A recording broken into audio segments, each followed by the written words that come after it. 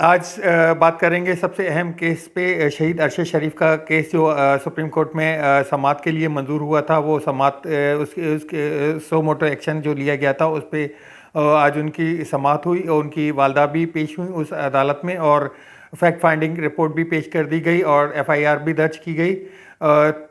उस हवाले से बात करेंगे। और दूसरा, हुकूमत के मामलात जो कहाँ तक पहुँचे उन पे भी बात करेंगे। एनआरओ 2 के हवाले से भी बात करेंगे। और अर्जेंटीना की जो वज़ीर हैं, नायब सदर हैं, उनको ताहत नाअहल कर दिया गया, उस पर भी बात करेंगे।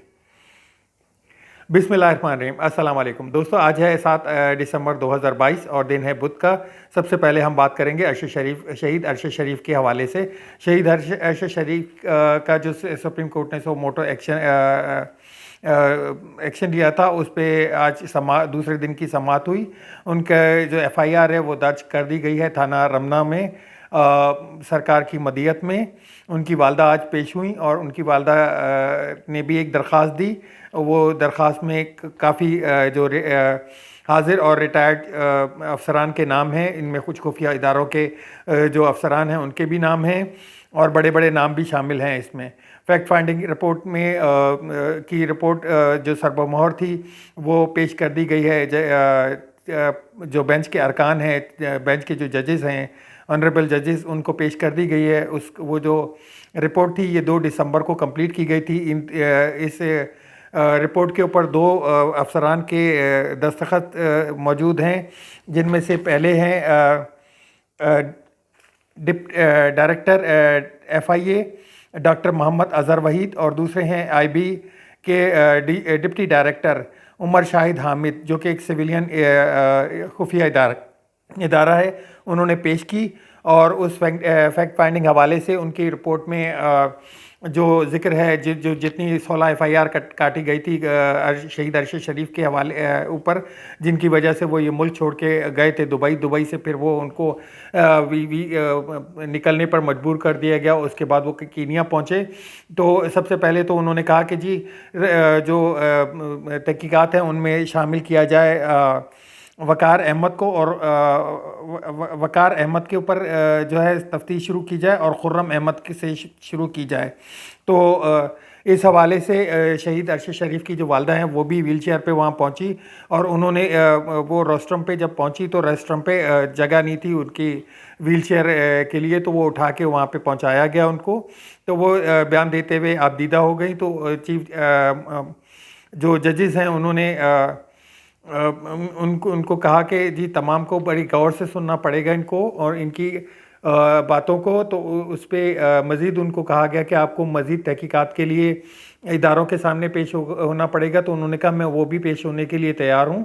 शहीद अरशद शरीफ की वालदा जो है वो बड़ी हिम्मत तरीके से वहाँ पहुँची। 2 शहीदों की वालदा है वो, और उन्होंने अपना एक दरख्वास्त भी दे दी कि जी मेरी इस दरख्वास्त पे FIR काटी जाए और तफ्तीश की जाए। और तफ्तीश जो ऑनरेबल जजेस हैं उन्होंने पुरानी GIT को ख़त्म करके नई GIT तश्कील देने की बात की और उन्होंने हुक्म सादिर किया। और नई जो GIT है उसको उन्होंने पावरफुल बनाने के लिए उनको वजारत ख़ारजा से भी मुंसलिक करके, और जैसे कि ताकि वो नैरोबी से भी जो फैक्ट फाइंडिंग रिपोर्ट्स हैं, उन तहकीकात हैं, वो भी कंप्लीट कर सकें।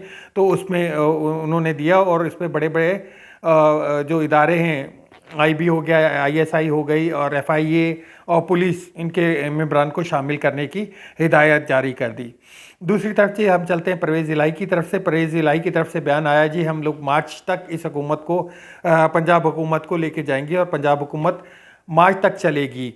और उन्होंने आज 2 वज़ीरों के हलफ भी लिए। तो देखा जाए तो इमरान खान तो इसके बरक्स, उन्होंने तो असम्बली तहलील करने के लिए बोल दिया और यहाँ पे 2 वज़ीर आज हल्फ उठा लिया। इन हल्फ उठाने की वजह से जो है एक अलग से इम्पेक्ट गया है हुकूमत के ऊपर या अवाम के ऊपर। तो इमरान खान से जब पूछा गया तो इमरान खान ने इसके लाइल्मी का इजहार किया और उन्होंने दोबारा अपना अज़म दोहराया कि जी मैं इन अवाम की मांगों के मुताबिक, अवाम की जो परेशानियों को देखते हुए मैं इन दोनों हुकूमतों को एज सून एज पॉसिबल तहलील करने के हुक्म जारी कर दूंगा। और नए इंतखाबात की तरफ हम मार्च की से पहले पहले हम लोग पहुंचना चाहेंगे। और ये गोल्डन टाइम है। 15 दिसंबर को अगर ये हुकूमतें टूट जाती हैं तो वो 15 मार्च तक इंतखाबात होंगे। 15 मार्च के बाद रमज़ान आ जाएगा। रमज़ान में जो इलेक्शन कमीशन है वो हिचकिचाएगा इलेक्शन करवाने से, और उसके आगे फिर ये बजट में चला जाएगा मामला। और बजट से फारिग होते फिर दोबारा से अगस्त में तो वैसे ही हुकूमत ख़त्म है। अब देखें वो हुकूमत और मज़ीद प्रोलॉन्ग ना कर जाए। तो ये एक बेहतरीन टाइम है। इस टाइम ये जो टाइम है वो गोल्डन टाइम है इस वक्त पीटीआई के पास, पाकिस्तान तहरीक इंसाफ की तरफ पास। तो वो इस दौरान कोई ना कोई अगर उठा लेते हैं तो वो ज़्यादा बेहतर रहेगा। अभी कुछ देर पहले शाह महमूद कुरैशी साहब की प्रेस कॉन्फ्रेंस हुई और उसमें उन्होंने यही सेम दोहराया कि जी हम कुछ ही दिनों में कुछ मशावरत थोड़ी बहुत करके, क्योंकि जो उन हुकूमत के साथ उनके मुज़ाकरात होते हैं उनमें 2 सेटिंग हुई हैं। 2 सेटिंग में कोई काबिल ज़िक्र कोई किसी नताइज की तरफ नहीं पहुंच सकी। तो उनका इरादा यही है कि बहुत जल्द हम लोग इस पोजीशन पे पहुंच जाएंगे कि असेंबलियों को तहलील कर दें। दूसरी तरफ वैसे भी जो इलेक्शन कमीशन पाकिस्तान है उन्होंने 13 दिसंबर को इमरान खान को हुकूमत बुला रखा है, और उसमें उम्मीद ये की जा रही है कि उनको नाहिल करके उनके पीटीआई के चेयरमैन से हटा दिया जाएगा उनको। तो और मज़ीद इस पे जो है एक एफआईआर भी दर्ज हुई है अपना शहबाज गिल पे, कराची के ब्रिगेड थाने में। और देखते हैं ये उसकी दूसरी एफआईआर है। इनसे पहले एक एफआईआर उनको बलूचिस्तान में दर्ज हो चुकी है। एक अच्छी खबर आई है जी सऊदीया की हुकूमत की तरफ से। सऊदीया हुकूमत इंटरेस्टेड है कि जी वो पाकिस्तान में सरमायाकारी करे, और ये पाकिस्तान को इस वक्त इस चीज़ की बहुत अशद ज़रूरत है, क्योंकि पाकिस्तान को पेट्रोलियम में भी ज़रूरत है और इन्वेस्टमेंट में भी ज़रूरत है। तो उन्होंने इंडिया दे दिया है कि जी अपनी इन्वेस्टमेंट करेंगे।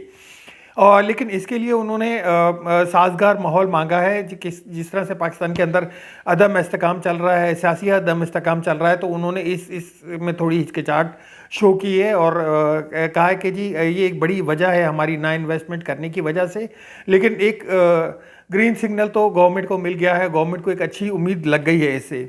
अब चलते हैं जी NRO 2 के हवाले से। NRO 1 तो जो परवेज़ मुशर्रफ के दौर में हुआ था उसमें काफ़ी कुछ इनको बरियत मिल गई थी। NRO 2 में भी तकरीबन 70-75% लोगों को बरियत मिल चुकी है। उनमें से जो कुछ बाहर बैठे हुए हैं, मफरूर एब्सकॉन्डर बैठे हुए हैं, उनमें सलमान शहबाज ने आज सुप्रीम कोर्ट में अपनी हिफाजती ज़मानत जो है वो जमा करवा दी है, और उनके इरादे ये हैं कि वो 10 तारीख तक पाकिस्तान पहुंच जाएंगे। उनकी हिफाजती दरख्वास्त जैसे ही मंजूर होती है तो ये भी NRO लेने के लिए पहुंच जाएंगे, और इन पे भी केसेस जो हैं वो तकरीबन जो जिस तरह से अमेंडमेंट की गई है नैब की, तो वो भी मेरे ख्याल से इनको भी बरियत मिल जाएगी। अब पीछे रह जाएंगे ज़्यादा ज़्यादा नवाज शरीफ, और वो देखें वो कब आने का प्लान करते हैं। जैसे वैसे उनकी तरफ से तो मुतवक्का ऐलानात आ रहे हैं कि वो एंड ऑफ दिसंबर तक पहुंच जाएंगे। दूसरा जी बाजवा साहब के हवाले से बात करते चले। बाजवा मंसूर अली खान जो एक टीवी एंकर हैं और अपना व्लॉग भी चलाते हैं, उन्होंने अपने उसमें व्लॉग में एक जिक्र किया कि जी बाजवा साहब ने उनको एक पैगाम भेजा है और वो पैगाम इमरान खान तक उन्होंने पहुंचाया है। उस पैगाम पे बड़ी बड़ी बात हो रही है कि जी ये मुझे बॉस कहते थे, मैं इनको मना करता था कि जी मुझे बॉस ना कहें, बॉस तो आप हैं। तो वो कहते थे कि हम दोनों बराबर लेके चलेंगे, और इस तरह से कुछ बातें की जिस पे इमरान खान ने उनको एक बयानिया दिया कि जी ये आप अगर सर्विस में होते हुए बोलते तो वो ज़्यादा बेहतर रहता। लेकिन इन चीज़ों का को मसला ज़्यादा इंटेंसिटी नहीं रह जाती, क्योंकि हुकूमत में जब वो अपने ओहदे पे थे तो उस वक्त तो उनके पास बहुत कुछ था, लेकिन अभी तो वो वैसे भी गुमनामी के दौर में जाने के लिए तैयार बैठे हुए हैं और जा भी चुके हैं। आगे चलते हैं जी अर्जेंटीना की खबर से। अर्जेंटाइन की नायब सदर जिनको क्रिस्टिना फर्नांडिस, जिनको करप्शन के हवाले से करप्शन के केसेस के ऊपर उनको ताहयात नाहिल कर दिया गया है।